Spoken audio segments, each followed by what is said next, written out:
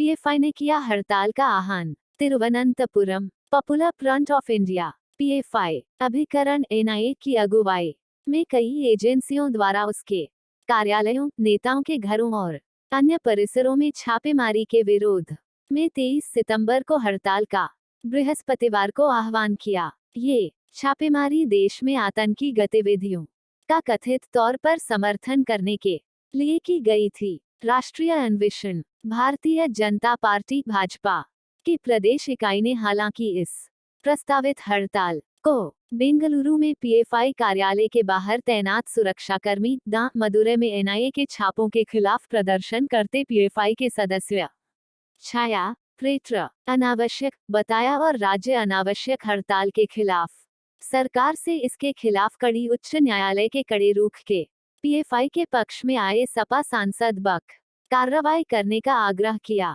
बावजूद राज्य में वामपंथी सरकार भाजपा की प्रदेश इकाई के प्रमुख वोट बैंक पर नजर रखते हुए के सुरेंद्रन ने आरोप लगाया कि पीएफआई के प्रति नर्म रुख दिखा पीएफआई द्वारा पूर्व में आहूत सभी रही है।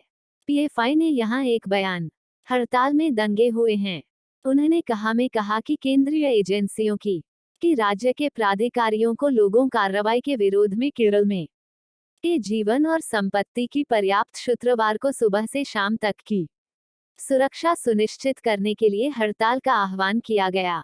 पर्याप्त सुरक्षा सुनिश्चित करनी है। बयान में कहा गया है कि इसकी चाहिए। उन्होंने यह भी आरोप राज्य समिति ने महसूस किया कि लगाया कि पीएफआई बाहुबल के संगठन के नेताओं की गिरफ्तारी जरिए आतंकवाद के मामलों से राज्य प्रायोजित आतंकवाद का निपटने की कोशिश कर रहा है और हिस्सा थी पीएफआई के प्रदेश उसके नेतृत्व से यह ध्यान रखने को महासचिव अब्दुल सत्तार ने कहा। एजेंसियों का इस्तेमाल करके उन्होंने कहा कि सुबह 6 बजे से कार्यकर्ताओं ने उन स्थानों की ओर कहा कि भारत एक लोकतांत्रिक देश राष्ट्रीय स्वयंसेवक संघ असहमति की आवाज को दबाने के शाम 6 बजे तक हड़ताल की मार्च निकाला, जहां छापे मारे गए है न कि एक धार्मिक राष्ट्र। सुरेंद्रन आरएसएस के नियंत्रण वाली प्रयास के खिलाफ राज्य में 23 जाएगी।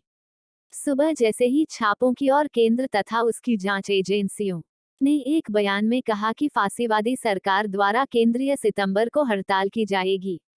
खबर आई तो पीएफआई के खिलाफ नारे लगाए। Popular front of India PFI के ठिकानों पर बृहस्पतिवार को राष्ट्रीय अन्वेषण अभिकरण एनआईए और आतंकवाद रोधी दस्ते एटीएस की छापेमारी और उसके पदाधिकारियों की गिरफ्तारी के अभियान के बीच संभल से समाजवादी पार्टी सपा के सांसद शफीकुर रहमान बक ने पीएफआई की हिमायत करते हुए कहा कि इस संगठन के लोगों का जुर्म क्या है। बक ने यह संवाददाताओं से बातचीत में पीएफआई के खिलाफ जारी कार्रवाई पर सवाल उठाते हुए कहा कि आखिर उसका जुर्म क्या है और देश की तमाम संस्थाओं की तरह पीएफआई भी एक संस्था है। जैसे दूसरी संस्थाएं अपने कार्यक्रम चलाती है, वैसे ही पीएफआई भी अपने कार्यक्रम संचालित करता है। उन्होंने कहा कि यह संस्था देश के मुसलमानों की समस्याओं से लड़ रही है। आखिर उसके लोगों को क्यों गिरफ्तार किया जा रहा है। गौरतलब है कि संशोधित नागरिकता कानून सीएए के खिलाफ वर्ष 2019 में उत्तर प्रदेश में हुई हिंसा के मामले में पीएफआई का नाम आया था। एनआईए पीएफआई के वित्त पोषण को लेकर केरल, उत्तर प्रदेश और तमिलनाडु समेत कई राज्यों में छापेमारी कर रही है। इस दौरान अनेक लोगों को गिरफ्तार किया गया है। सपा सांसद ने मुरादाबाद में एक लड़की के साथ हुई कथित बदसलूकी पर कहा कि सवाल कौम का नहीं, बल्कि एक बच्चे की इज्जत का है। उन्होंने कहा कि लड़की किसी जाति धर्म की हो, मुल्क इसे बर्दाश्त नहीं करेगा। यह बेहद शर्मनाक है। उन्होंने कहा कि जिन्होंने यह काम किया है उन्हें सख्त सजा मिले।